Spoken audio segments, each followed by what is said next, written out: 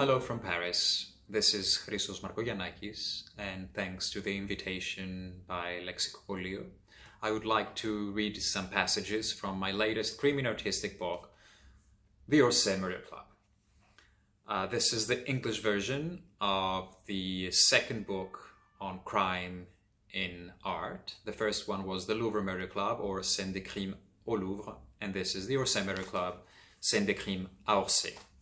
Allow me to read a little passage from the introduction, and then we'll see together a painting by Gustave Moreau, and I'll read a couple of paragraphs of what we're seeing in this painting. According to De Quincey, murder has two handles. The first, the legal and moral, we leave to the judges and priests. The second, the aesthetic, is what matters to the rest of us. Of course, we should do everything possible to prevent a murder being committed in the first place. But if despite our best efforts it is committed, then there is nothing left to do but make a good or a bad show out of it. A sad thing, no doubt, he writes, a very sad thing, but we cannot mend it. Therefore, let us make the best out of a bad matter.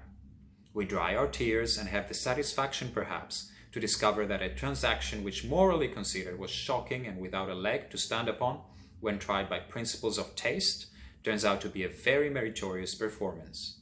And there's no better place to put these principles of taste to the test than the Musée d'Orsay.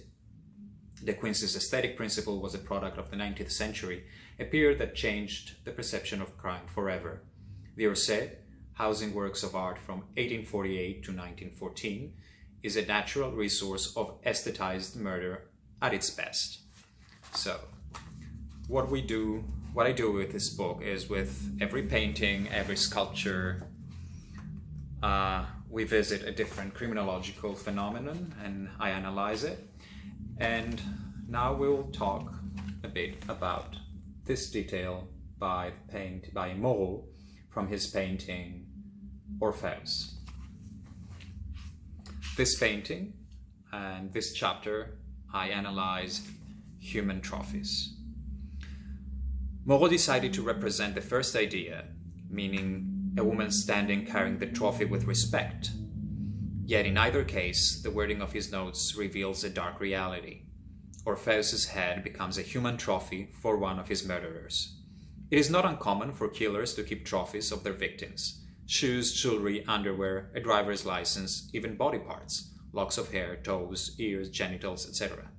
Virtually anything can serve as a memento to help the murderer memorialize and relive the crime after the initial rush of excitement fades. In the case of serial killers, trophies prolong, even feed, their fantasy until they act again. So what we are witnessing here is a perpetrator with a trophy, a murderer's souvenir of her act. As she looks upon it, she is reliving the murder, the lethal blows, the sword cutting the body into pieces, separating the head from the neck. And if you look closer, there is a notion of a smile forming on the Thracian maiden's lips. This painting, considered among the most iconic 19th century paintings, was immediately bought by the French state.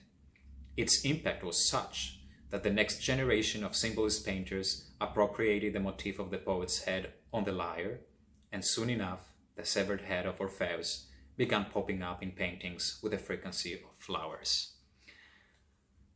The Orsay Murder Club, this is Christos Markogiannakis.